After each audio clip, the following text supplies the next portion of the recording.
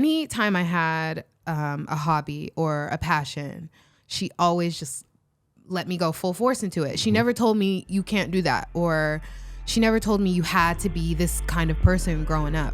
So many things were just coming at me, and I was just like into everything. They hate when you elevate. They stacking up losses, I'm handing them out. Yeah, I had to go delegate. It feel like I'm floating, I'm lost in the moment. I swear I could live. Yo, what's up, everybody? Welcome back to another episode of Express Yourself with Sbpress. I am your host, Sbpress, and we are reporting live as always from Mastermind Media. I cannot say thank you enough, but I will do it as always. Today, we have an amazing individual. We have the queen behind the scenes, but she's now on the screen. I want to say she's a fashion individual who's going to blow the top off all the roofs and stuff. Also, an image consultant. Ladies and gentlemen, let's please welcome on Miss Jaima. Hi. Hey, what's up, Press? I know, right? What's up? What's up? What's so up? funny being like here and not producing the podcast. Well, I thank you for taking out the time to come and express yourself. Well, thanks for having me. It's such a compliment, the fact that you wanted to be on your podcast. Well, it was in the making, because who can deny the illustrious and tremendous, career path that you've taken and the portfolio that you have. Illustrious. Yes. That's a $20 word. I'm working. Give me my money. I'm working. But let the listeners and viewers know where you're originally from and your family upbringing. Yeah. So I'm from the IE, the Inland Empire, and I escaped. I escaped with my life. Yes. But I grew up in Victorville, but off and on, we moved around a lot as kids.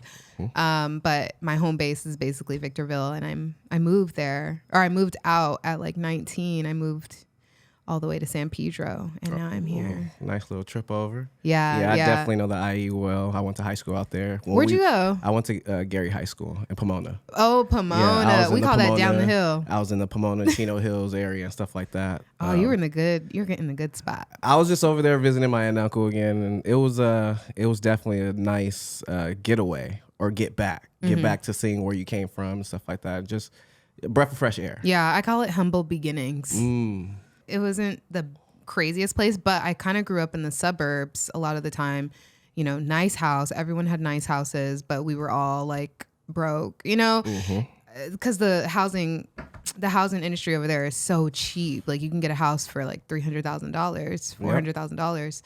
And I remember at that time. Yeah. And I remember just growing up and having like so many like people that we could just walk to their house and walk into school. It was a pretty normal upbringing, like as far as going to school and everything like that. But we moved a lot.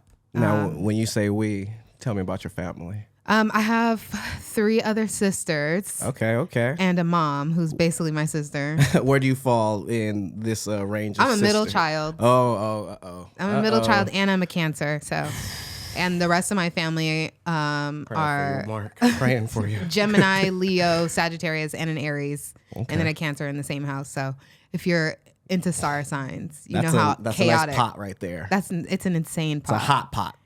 Yeah. But I say I made it out because we grew up not having a lot, and we moved around schools a lot. I never stayed in one school for too long. I think I went to like 3 elementary schools, almost 4 middle schools, 2 high schools. Like it was a lot. But through all of that, like my mom, she just really persevered. Like through all of that, like we always just had each other and had fun. And I can't talk to, I feel that's why it's so weird talking about my past, because it's very chaotic and it's not like the best, but I feel like I turned out to be a decent individual. If I could give you something, even though we don't give flowers here, I would say you're a concrete rose from the situation you came from and blossom into. Thank you. Definitely want to say that to you. Thank you so much. Oh, no problem at all. So let's dive into who created this fashion, this passion for fashion in you and stuff? Oh my God. And when did that come into your life? Because I know, I'm sure as a young one. No, it was young. With a lot of girls around. Yeah. I mean, I remember so my mom was married and my mom was married to a woman at the time.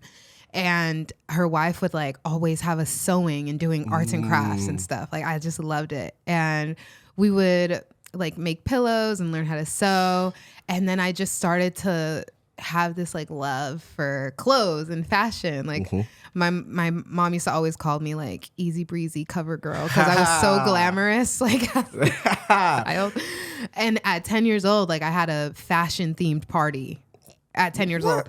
It was fashion themed. So all the decorations were like heels and like fashion stuff, and everyone had to come. You took a tea party up to times 10. Yep. It was an insane fashion party. And my mom, anytime I had a hobby or a passion, she always just let me go full force into it. She never told me you can't do that, or she never told me you had to be this kind of person growing up.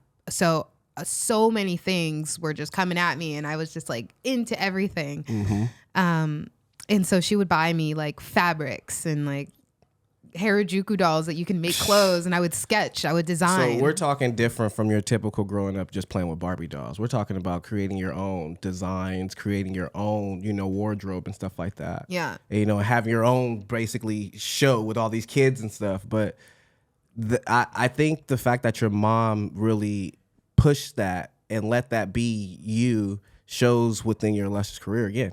Yeah, she's always been so supportive. I mean, the only thing she told me I could not be was a stripper. Like that was it. Thank God for that. Good job, Mom. Good job.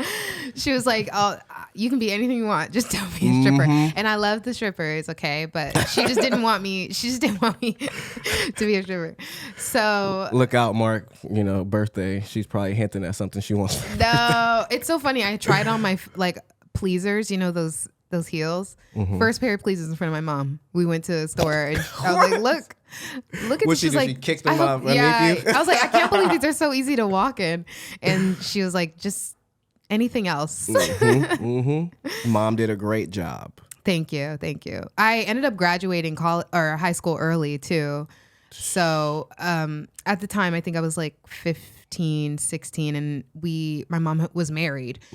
And their family was like always like, no, academics. So every single summer I had to do summer school, every single summer. And not because I had to and I was missing credits, but there's a difference here. I had to. That's insane. Like even being had to is like a whole nother ballpark. But if your parents are making you go to summer school to do extra credits for next year, like let me have my summer. Right. Torture. But I had a hard time in high school after a while because I was getting bullied like a lot. So I didn't want to be there anymore. And I begged my mom, like, let me be homeschooled, please. Like, I'm not doing well in math. I can't learn the way other people learn. Like, I feel stupid. I can't do this.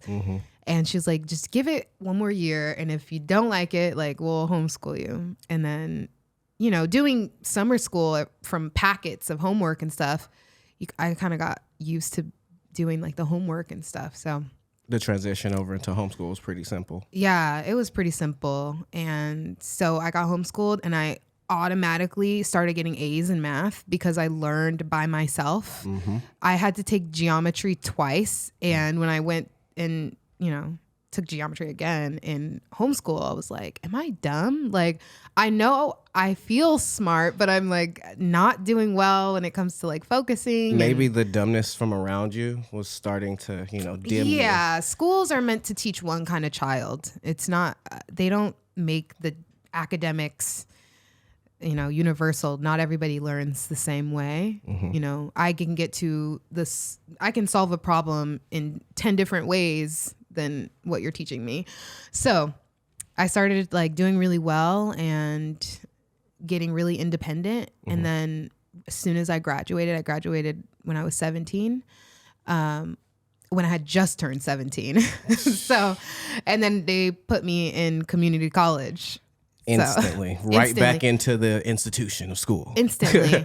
And so I was told, like, no, you're going to major in business administration, because my step aunt was like making good money as an administrator. So you're going to do that. And no, yeah, you had a passion for fashion. So I didn't get to that for a while though. No. So when was it your option to do what you wanted to do? When did you actually get your time? I would say it had to be when I moved from Victorville, because we had to get away from just that family that we were a part of, and it wasn't a great family. So once we left, it's kind of like the chains were broken off of us, like me, my sisters, my mom, and we could just be free to be us, right? And so once I came here, I lived in Long Beach for a while, and I ended up majoring. I said, I'm going to try child development, because I love kids. Love the kids. Love the kids. Martin, I love the kids. Yeah. I love the kids, and I maybe want to be a teacher. I don't know. And then after a while, I found out how much they made, and I was like, I'm not made for this poor life. I need change that up. Change that up real quick. I don't want to be striking the school district for not paying me well. Like, that's just not, I don't think I'm made for it. When you're basically trying to lead the future.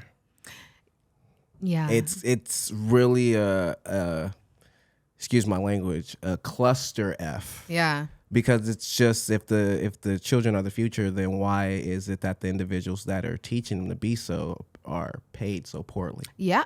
They're basically raising your kids. Basically. And a lot of the times kids, and I'm saying based on my experience, I was a child, we couldn't afford a lot of food or clothes or to do our hobbies. And I care about teachers so much. Like, I remember we didn't have like money to buy clothes for this recital, because I was playing the violin at the time in elementary school.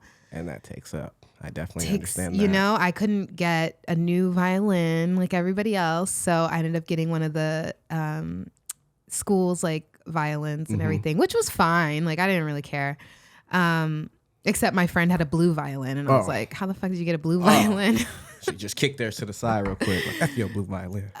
But I remember the principal would always look out for me and my little sister, because we were only like a year and 10 months apart. So she would always look after us, and anytime we didn't have food, lunch money, like, she always made sure we ate. And this is not to shit on my mom, because she did the best she could with 4 girls. But you know, she noticed we told her we didn't have clothes. Like, I didn't have slacks to wear for the recital, so she gave me her daughter's old recital clothes. And I just know that, like, when these teachers are with your child all day and they really care, like, they're gonna make sure that they turn into great people. They take care of them. So yeah, like, being a teacher is amazing, but I don't think I could deal with that pay. The other side. We're just gonna leave that there. Yeah. So I switched majors again, and then ended up majoring in fashion merchandising and marketing. Okay. And that's when I was like, ooh, this is me. I didn't even know you could. Really, I didn't think it was a job possibility. It felt like more of a hobby. It felt like something I loved, and I was like passionate at. And I'm like, yeah, I love to dress, and I love to do things like that, but never thought it could be my career. So at the time, transitioning from being a young girl to being a young lady and coming into your own understanding, like, fashion is my thing, were you still designing your own clothing? So I lost that like after I think I turned 16 or something. Because I was like interested in other things, obviously, boys and sports and stuff. And I loved designing, but at that time I was just like dressing really, like, I loved putting clothes on myself and always dressing up. And I would always get like people being like, where'd you get that? And sometimes I'd make my own clothes at that time. Right. But the designing just kind of like fell off. I hope to get back into it one day though. You will. Yeah. You definitely will. You got the passion for fashion, so I it's a part of definitely it. got So you got passion that. for You fashion. got this. Yeah. All right. So you already know this because you're always behind the scenes, and now in it, you know about my amazing segment called Blast from the Past. Yeah. Where I throw a bunch of images up here, and please, whatever your heart spews, spew it out your mouth. Okay. So please do the honor of letting us see what her first picture is. Oh my God. Boom. Let's start here. That's me and my sisters. Let's start here. We're so cute. Mm-hmm. Aren't we adorable? They're just. Let me go ahead and just add to the whatever. I know. Can you believe that? So what's so funny is that we think there's a Mandela effect that happened with this photo. Really?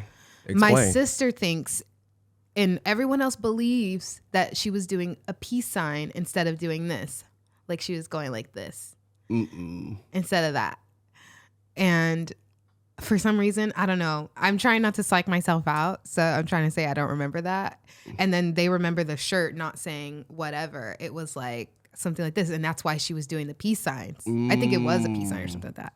I don't know. Well, the picture Shady. should clear up some of that, or hopefully it does. Yeah, I don't know. You know what Mandela effect is, right? Yep. It's just like how they said there was no dash, or there is a dash in Kit Kat. Certain, yeah, of course. So who knows? But that's my sister, the youngest right there. And we were all very, very close. We were like wild animals in that house. Like, you think girls are like super cute and prissy? Absolutely not. Like I loved my tea party sets, but I loved wrestling my sisters much more. I'm the only boy, and I have nothing but younger sisters, so I definitely know what it's like to be in a house full of women. Yeah. And also using wrestling moves. Yeah. Lots of bruises and cuts. Yeah, my sister would contest to the rock bottom. Oh no. What else we got, brother? Bam.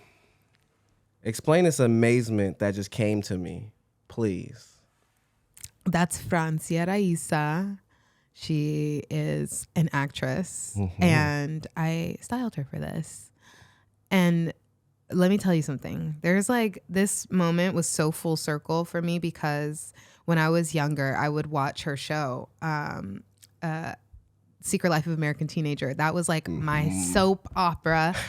I literally drew out a contract with my little sister that she had to sign that said I could watch it every Monday on when it came on. Now we talked about the binge watching Degrassi, but this was also a part of that too. Yes, I was so serious about it, and I loved her character because she was Adrian, and she was just this like force and sexy and like didn't give a shit. Sorry, I don't know if you're allowed to. Oh no, yes. But so yeah, like being able to style her for this, and the thing is like the other photos are even more insane, but they haven't released them, and I'm like, release those because they're so good. But yeah, this was really fun. This was really fun for me. We had such a good time, and Storm Santos shot it, and he was such an awesome guy. So hospitable. This was a great day. It was an awesome day. She looks amazing. Yeah, she's so funny. She's such a person that's like, she wants everybody to be comfortable around them. When you're in their presence, she's gonna make sure you're comfortable. Same way. Your comfortability before mine. If you're not comfortable, I can't be. Yeah, I like those kind of people. What we got next? Bam. More amazement. Please. That's cute. Elaborate. This was a Halloween shoot I did, and I actually like bought that dress from this like vintage spot, and it was just I think my thing behind this was like Tim Burton. Oh, I really wanted to go for like a Tim Burton thing, but I never saw like a black girl like this do that. Like, right. And her name is Ayomide. She's gorgeous, and I wanted to just like bring that kind of whimsical Tim Burton element to it. Yeah, like really put yourself in that element, but make it fashion. It looks amazing. Thank you. And that's a brooch right there. Yeah, I was gonna ask about that. That's a brooch that I don't know. I just got the brooch and I wasn't sure where I was gonna put it, but when it was on her, I was like, oh, you definitely need this on you. And then Spot on. that net was just so freaking delicate. It almost was falling apart. So You had to make it quick. I was scared. I was like handling it with gloves. But that was a fun shoot. There was like a red light in that back room, and then they were doing like smoke. And this is at a warehouse. Oh, okay. Yeah. Goes with the Halloween theme. Yeah. Yeah. This Definitely. was a really fun shoot. I think this was one of my first shoots. I think it was my first. Was it my first, Mark? Yeah. I did some homework. You did. This is You extremely did. impressive for your first work. Thank you. Very good. Thank you so much. Yeah, I'm proud of it. Now, the voice you guys are hearing behind the scenes, please, ladies and gentlemen, let's give it up for him. Let them know. Hey, what's up? I'm DJ Riley D. Hey. That's right. DJ that's Riley right. D. That's right. And you'll be hearing him a lot more often. Welcome to the team, brother. Welcome to the team. Thank you. Happy to be here. Bam. I love this guy. He's amazing. I love this I just photo. wanted to be, out there. I love the work that you guys do with him. I love everything about him. And then knowing that you've been styling him for so long and stuff. Pretty dope. He's Pretty a regular. freaking dope. He's a regular. I love that he just lets me do whatever I want. And that's really hard to come by as a stylist. Like, really hard to come by. There's always some, unless they're really just open for you to, have fun. So he's in his 60s, and he's What? Yeah, No. he's like 66, I think. And he's so handsome, and I feel like we could bring that out. Like, you're hot and you're 60s, and you're in your 60s, like, show it off. What did Jay Hines say? Youthful elegance? That is youthful elegance right there. That shirt is John Varvatos, and it was just, and I of course I needed to like put him in these classic, I love Levi's, so he had to wear these like classic Levi's, tons of rings. That necklace is so him. He wore it every single day after the shoot. every single day. Yeah, and my good friend Ashlyn did the makeup on it and his hair. So yeah, this was such a good day. Like, this room had 5 different sets, and it was such a small space, and it had so many different sets, and we're going to use every single set in this room. Everything. And there's this photo that we did. It's kind of like the Green Goblet. Like, he's wearing this green suit, and it was in that room, but you would never know. You would have never known. And yeah, and we did like a Keanu Reeves, John Wick 3 sort of thing with this black suit and his hair straight and back. It was such a good day. He definitely can pull out any theme. That's for sure. I think I brought like 6 or 7 looks to the shoot. And they're all just bang, bang, bang, bang. Yeah, we didn't knocking end them up out. getting to use one because we ran out of time, but it was fun. Hey, fashionably late sometimes. Yeah. I see what you did there. I'm working. Bam. I like this photo. Bryso. Yeah. That's Bryso. He's a musician. And okay, so this was a new thing for me because I didn't have to bring any clothes to the shoot. He had all his own clothes, but they weren't like, he basically brought his entire wardrobe and was like, Here. do something Figure with it out. this. And I was like, okay, you got some good stuff in here. So I styled him in a few things. Those are Prada glasses and his Prada shirt. Sam, I cannot pronounce his name. I'm so sorry. I don't want to mess it up. But Sam, this photographer, shot this, and I worked with him on a couple shoots after that. That's right. He was really great energy. He was so sweet, this guy. What else we got, brother? I had to step up on them. So, explain this, please. Oh, you like this picture? I did. Well, okay. So I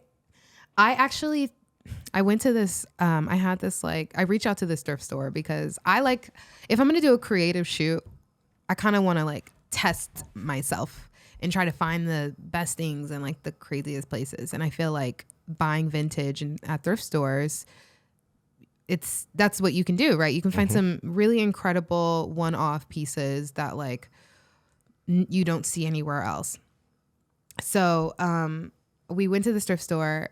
I went and then pulled like tons of looks. And there's another look on here that I did with her, and she was lying on that silver table, and she had this, and I put a belt as her shirt. Did you see? I was almost gonna use that one too. I love that. She has she was wearing like a belt as a shirt, and for some reason I was like, I kind of want to. She has a really great frame. Like, I think we could make that possible. Like, this would look really great. And of course, like there was like 3 sets on this in this studio, and so we used all of them. But I really love this look. I think right now there's a mob wife aesthetic going out right now, and this is so mob wife, and I love it. It's big coat season right about now. It is. Yeah, this is a favorite of mine. Shall we see what's next? Yes. This looks so hip. This looks like a party I should have been at, but I wasn't invited to. That was Fashion Week. That was a fashion show. Yeah. Black on the Block. Mm-hmm. You know Black on the Block? Yeah, they had a fashion show. So how was it? I didn't go. No. They wanted me to go, but I didn't go because I think I was just exhausted from doing this stuff, from like pulling things that day. I was just running around, and I was like, I can't. I don't want to go. I'm sorry. Hey, it gets like that sometimes. Yeah, but this is a Jean Paul Gaultier dress. It's like a body shaped dress. Like it shows everything without showing anything, and I love that. It was very risque, and he wanted to go for he said he wanted to do like a Donda ASAP Rocky mix, but like bring him into it. And so I got that vest from I think it's Isabel Marant. I think so. And then those pants are from Purple PR. They're like a nice they were a denim pant with this treatment on it that made it look like leather, and I really like that. And like then a hard denim. Yeah, a hard denim. And she's wearing some Cassatt heels and a BDG clutch. But yeah, they looked so good in person.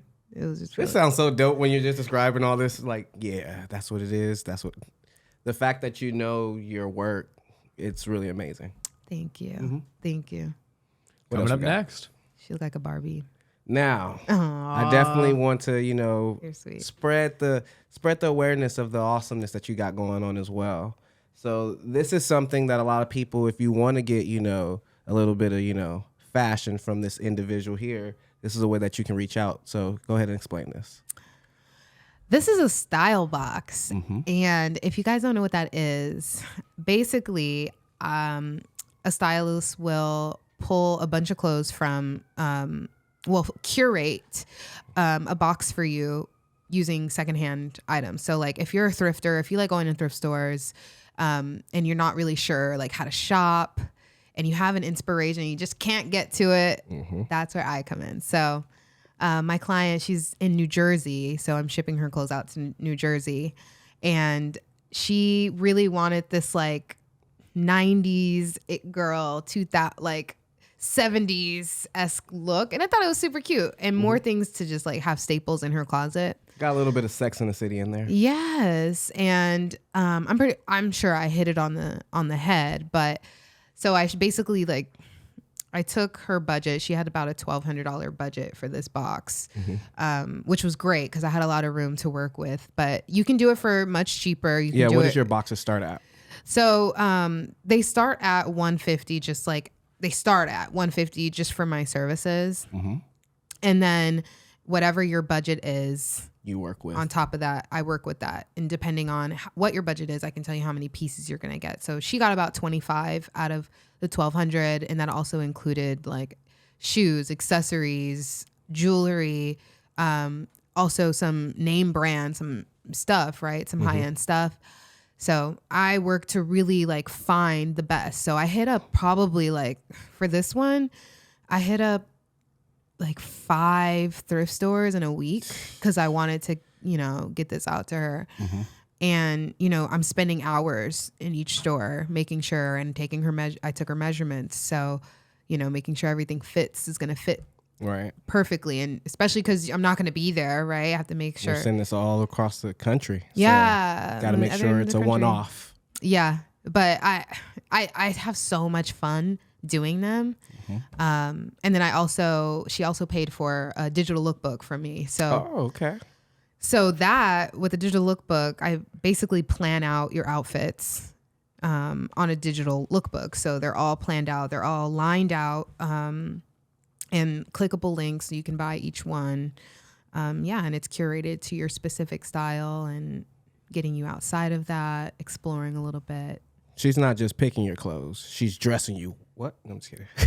Yeah, I'm dressing you. We ain't gonna go through. And I think that's what sets me apart from a lot is how much I care about every single step of the process. Every single step. I like drive myself crazy about it, but I love it. I love it so much. And I'm just really happy that I even really embracing your foundation that you had from a kid all the way up to this point. And we tend to kind of like fall off or whatever, which I believe is a better way to fall in line. You know, finding other things or trying to figure out other things really lines up the way that you should go. Yeah. And this is amazing. Yeah. Amazing evidence of that. But the thing is, you guys, you have to, it's not like you just go there. It was this way and that way and this way, and then gotta go back and then go back this way and then that way, and finally I found something that I'm passionate about and I love and I could do forever, you know. We got anything else back there? I believe we do. Yeah, Natalie, I love this photo. She's awesome. That was probably like my favorite photo from one of my favorite photos from last year. This is Nat. She's an actress. You may have seen her in Siren and CSI. What is it?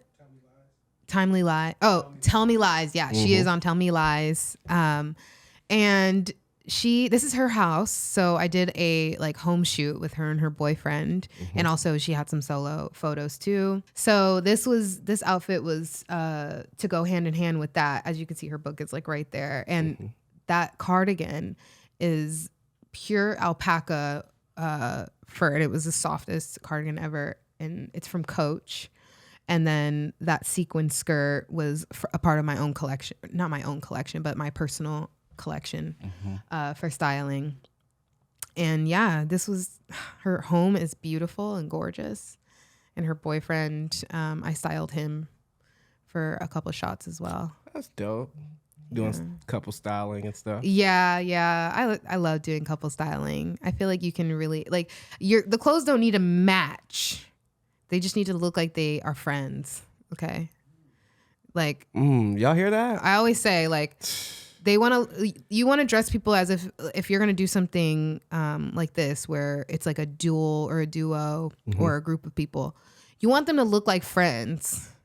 Okay, they don't need a match. So collective individuals. Yes. That's good. I'm working. I'm going to use that.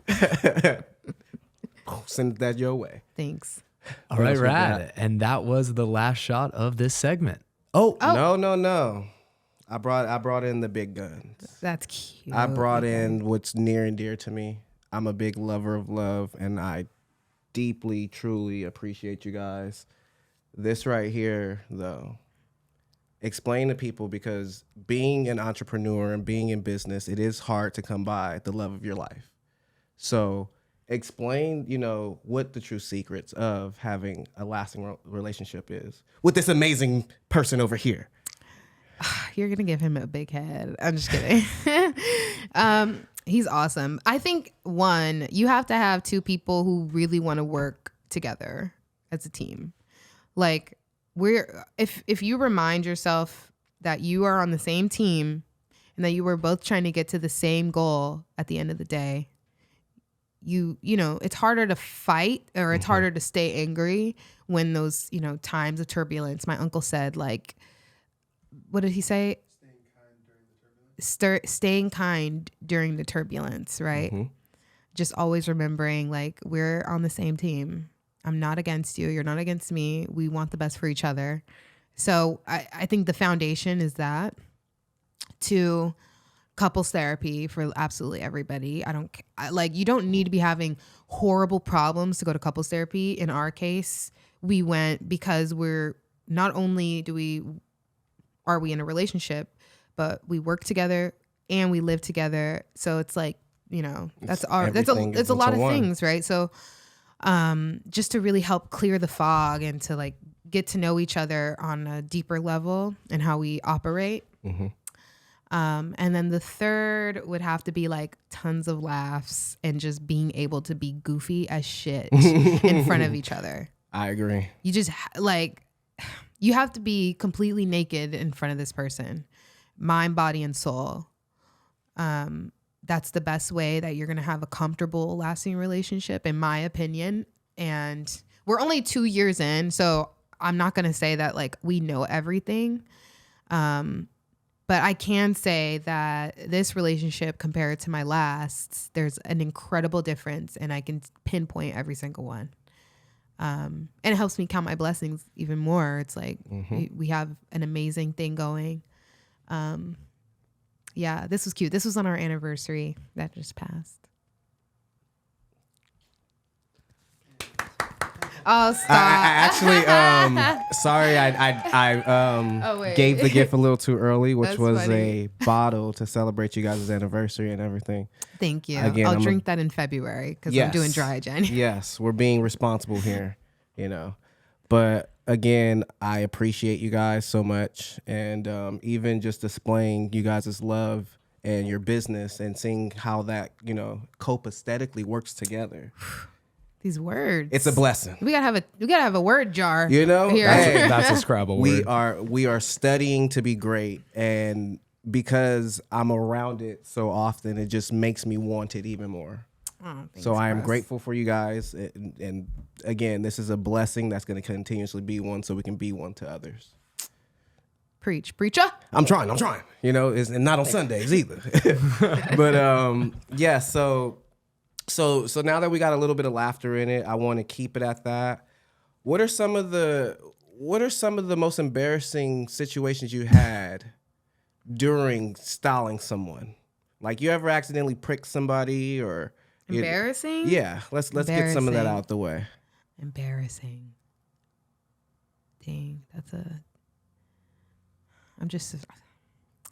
I try to prepare so hard. Like, you guys, I'm an absolute insane person when it comes to my job. Mm-hmm. Like, I try to make sure like every single thing is taken care of. Not just the outfit, but making sure the makeup is on point with the hair. Like, everything has to be together, like collaborating with everybody on set to make sure that we're, gonna get a good end product, right? It's not me doing my separate job and you doing your separate job. It has to be a collaboration all day. Right. I don't know if I can say an embarrassing one. I think No, this is funny. I had a client fart in my face while I was helping him with his pants. No, cancel that. Cancel that. You're not about to wish me to. Or I think I was help posing him or something like that, and he like did a little toot, and I was like, trying to push you to an he's early like, I'm grave. so sorry. That actually happened. I forgot about that. Somebody was tooting and you. He just little, and I was like, that would have probably encouraged you to probably ear. poke him or something, but no, he probably would have poked some more gas out of him. So we just leave that I won't there. say his name. You know who you are. You know who you are. He brought the farting gas. That's so funny. So are there any up and coming projects that you can speak on that you can let the viewers and listeners know about that they should be anticipating? I have another shoot with that lovely 60-year-old gentleman soon, so that should be fun. Mm-hmm. I'm going to be really honing in on my business as a personal stylist a lot this year. And I getting new clients. It's a great year. Mm-hmm. Snapping necks, cashing checks. Yes. That's what I say. Mm-hmm. January has been great.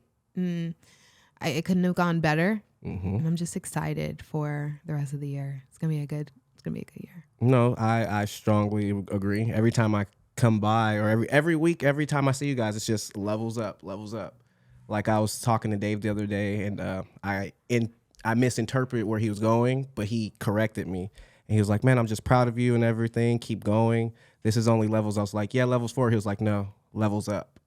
So, David, big love ups you. to him. Hey, we were supposed to do that the whole episode. I wasn't going to do it. We were supposed to do that the whole episode. David, Jay, we love you.